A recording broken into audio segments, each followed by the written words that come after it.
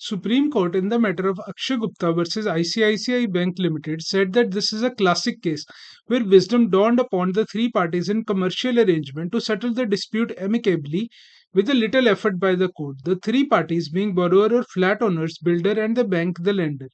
Under the agreement between parties, there were respective obligations on each of parties to be fulfilled, in which there were defaults at the end of each of parties to some extent. The present appeals had been preferred under Section 23 of the Consumer Protection Act 1986 against common judgment and order of 2nd January 2023 passed by National Consumer Dispute Redressal Commission rejecting consumer complaints of appellants which were the flat buyers.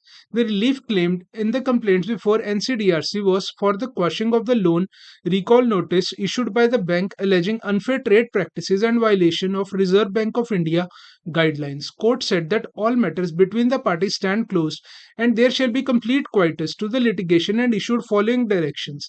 The bank will accordingly make necessary incorporations in their record. As stated by Mr. Kadam, counsel for the builder, let possession of the apartments fully completed in all respects as required under law be handed over to appellants on or before 31st March 2025, amount having been paid by appellants to builder by way of bank transfer.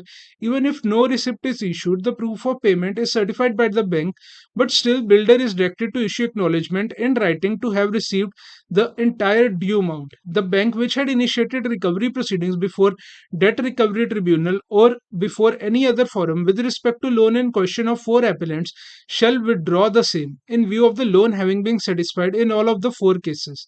Any other appellant who had initiated proceedings before real estate regulatory authority shall withdraw such cases.